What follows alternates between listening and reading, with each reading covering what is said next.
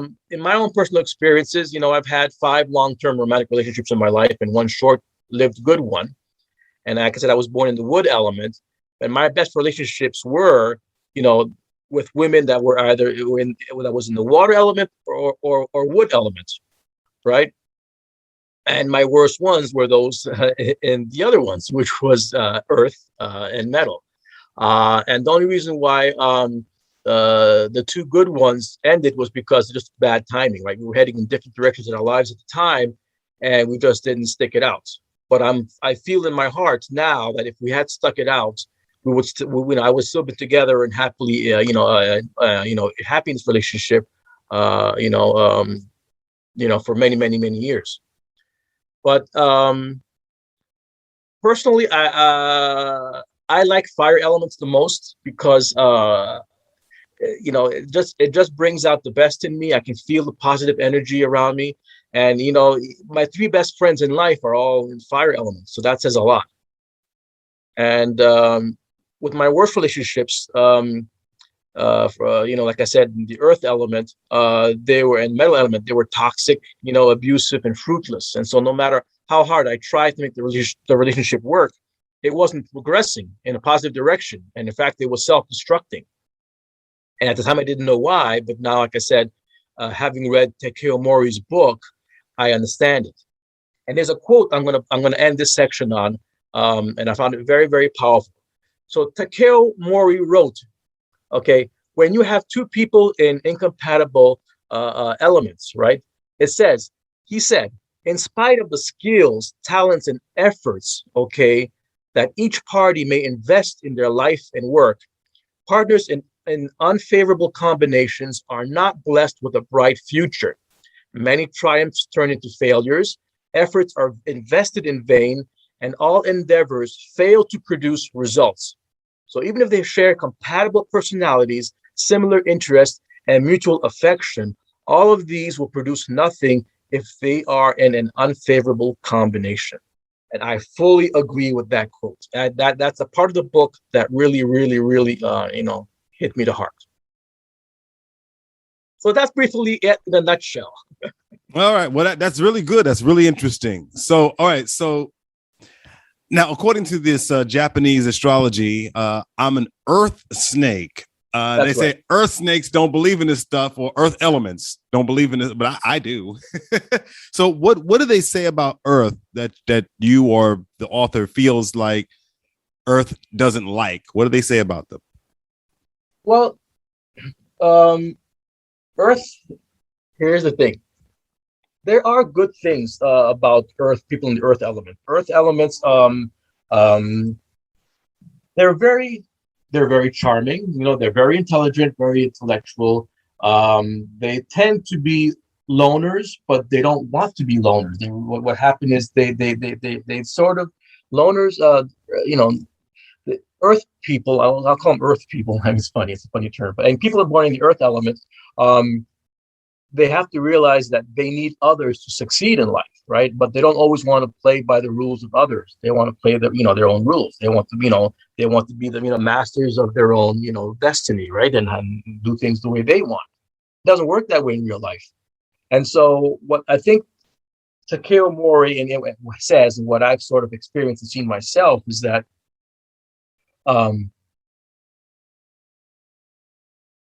in order for the earth to really be happy and successful, they have to sort of give up the concept of being the sole decision makers in their lives. They have to work with others. They got to make compromises. They have to work with others. They got to sort of give and take, and they don't like really doing so, right? So nobody wants to sort of, if you're always used to doing things your own way, you're setting your ways, you have your own rules of life, rules, you play your own rules in the game of life. You don't want to do that. You don't want to give up your rules just to sort of get ahead, where you want to go. They might. I mean, what I've noticed is some people, especially, for example, people born the year of the pig or the year of the monkey, might, on a short-term basis, for a short term, give up some of their rules. But at the end, when they accomplish what they want in life, they go back to saying, okay, I reached where I want to be in life. I'm going to go back to my own ways, my own rules of the game, and it comes across as being bad. When you describe that, in a book, in a conversation, oh well, these people are just opportunists. They'll just play the game until it's to their benefit, and then they'll jump ship and do their own thing. And that's what they tend to say. Oh, they're not good in establishing long-term relationships, because they're just moving on, from one branch in life to the higher branch in life, right? This whole concept, that marriage people are talking about, I'm hearing it all over YouTube, is hypergamy, where people are just moving on to a better relationship, to get ahead in life, and they tend to be people that are born in elements of the earth. Like I said, if someone is willing to be in a non-traditional relationship or role with an earth element, it can work out. So you're a guy, but let's say it was a female snake, and she had money and she had her own business, and and then she, there's a guy that she sort of gets along with, and he's from the fire element, right? If that guy is willing to let her take the lead, in the business, the family business, it's going to work out, but it's not a very traditional kind of thing that you see in today's world. I mean, you're starting to see it, but it's still somewhat untraditional, and it's going to work out fine. They're going to have a perfect relationship at home, and it's going to be a very successful business, whatever it is that they're doing together, whether it's, whatever, a restaurant or marketing business or whatever. So, and, again, some people don't like to hear that. And then earth element take offense to it. And they don't want to sort of say, oh, well, you know what, I'm not an opportunist, or I'm not selfish, or I'm not, someone who's going to go back on their word, and they don't like to hear that. So they for example, my own cousin, who's a monkey, an earth monkey, was really put off after she just read, the description of her animal sign. So again, a lot of people take offense to it, But I think from what I know of you, you're very open-minded. You're very adaptable, and you're somebody who knows the truth and can accept the truth, and you're willing to work around it. Right? That's my impression of you. That's what I know of you so far. We've known each other for a couple of years now. Yeah. So what causes that? Because I'm thinking like some of the things about, well, I like being a snake. First of all, I like being a snake, but with the earth thing, for me, yes, I do like to have everything under my control, not people, but life circumstances and stuff like that. And I like to do things on my own. I like to know that I'm the leader of my own life. I like all that. So what makes me more open-minded to accept, I don't know, astrology, numerology, or all this mysticism that I'm already into, in your opinion? Well, I think that, first of all, in your line of work, you come across a lot of different people, right? And they come to you for help, and then, for example, with the public speaking, right? You sort of get to know and feel, who they are, where they came from. And then, in fact, other people that you sort of come across into your life, I'm sure you pick up on someone's vibes, and you know who you're attracted to and who you're not, and who you want to sort of keep a platonic relationship, who you want to go and have or a deeper relationship, whether it's, friendship, business, or romantic. And so, for some reason, you seem to be able to be in tune with that, but a lot of snakes or a lot of other people in the earth element, like the monkey or the pig, they're not in tune to that, and they don't understand.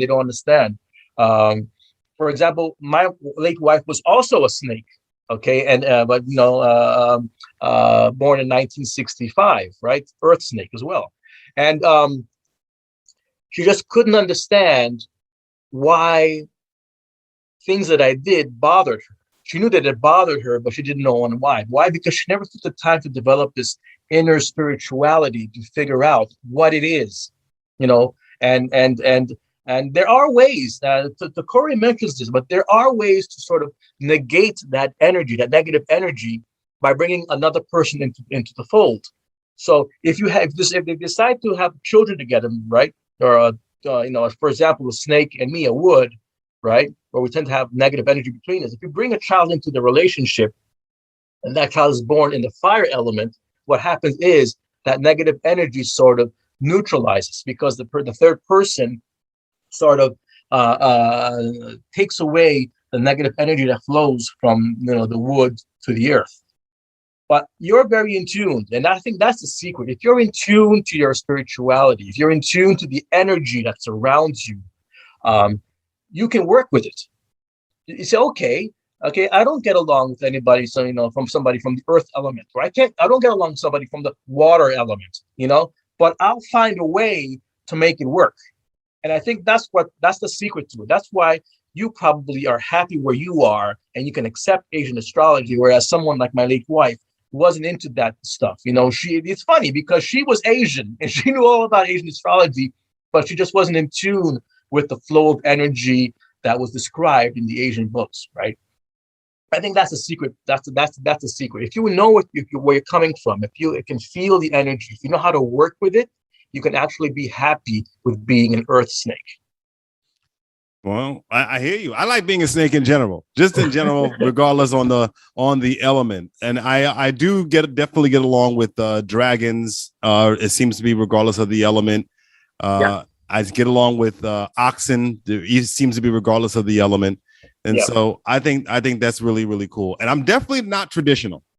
That's for sure. If that's part of the earth description, I am not traditional. So if you're dating me, you're probably not going to get traditional stuff. You may get traditional sex, but you won't get a traditional relationship. And that's okay. I mean, if you know what you're getting into ahead of time, I think, and you can accept it and you're willing to work with it, I think that's okay. Yeah, I think so. When you combine the element and the animal, that makes up the entire profile. So do you go deeper? Because I know that in a Chinese version, they got the months and the hours and all these different things. So yes. Do you see? The Corey does go into the season that you were born in, the month you were born in. It really goes into deep. But he has all kinds of combinations that you wouldn't believe.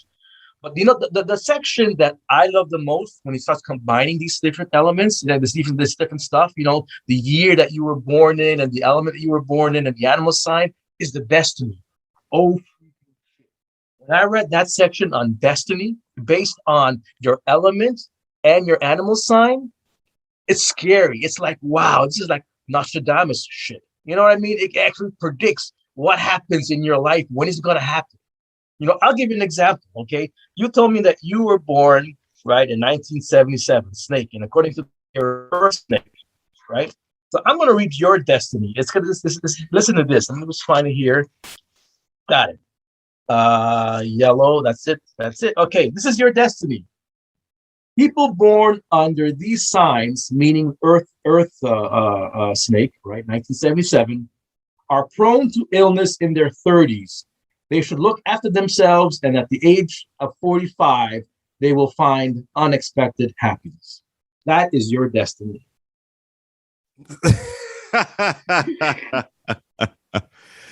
That's very interesting. I certainly wasn't ill in my 30s, but that's very interesting. I mean, listen, you were prone to it. You were prone to illness, but so it doesn't mean you're going to get ill, but you were prone to it. So you're one of the lucky ones who avoided illness. But but you're not 40 yet, are you? No, I'm 44. Oh yes, that's right. So you should be expecting unexpected happiness in your 40s. I would love it. Are you happy? Am I happy? Yes. Should I answer that real? I don't know if I want to be honest on this show to tell you whether I'm happy or not. I don't know if people will like that answer, but hopefully at 45 I will be. Okay. But so all right. So you said that you had the wrong information before when you were looking at compatibility. So now that you have the right information, do you make decisions on who you date, who you have sex with, who you're friends with, who you whatever, based on this? Yes, I do. I mean, and now that's why I have a smaller circle of friends and even business partners. And I tend to focus on those that are in the fire element, right? Currently dating a woman who's a fire element. I think it's one of the better ones. I mean, I've had in the past, like I said, 2 other relationships where I didn't know that we were compatible to the point of combination of elements and animals. Just, I guess, weren't ready for long-term relationships at that time. We were focused on our education, our careers. And with this one, I'm in my 52, going on 53. I'm finding that I get along better with people in the fire element. That's the best one for me. My three best friends are fire elements. When I do business with people, if I'm looking for a long-term sort of endeavor, um, I ultimately find out, if what element they belong to, and I determine whether or not I should continue doing business with this person or not. For example, I did a business venture last year with, somebody who was a metal goat. And, we got the job accomplished what we set out for that year. But I never want to do business with that guy ever again. Never, never, never. It was just too much head butting. We couldn't get along. And no matter how many compromises I did, it wasn't working out. So, and so that I personally take it to heart. And I have even ended relationships with other people based on the incompatibility, of our elements. And I mean, like that last passage I read out to you about, no matter how hard you try, it's never going to work out. I fully believe in that. I really do. So you can tell business partners. Do the elements and signs, can you tell, just for example, who will be a good intimate partner? Because sometimes you can have great intimacy and have a horrible relationship, or vice versa. Yeah. So does it tell you that too? Okay. It does. So as I was trying to allude earlier, is the best partner to have in all kinds of life, whether it's with a parent, or with a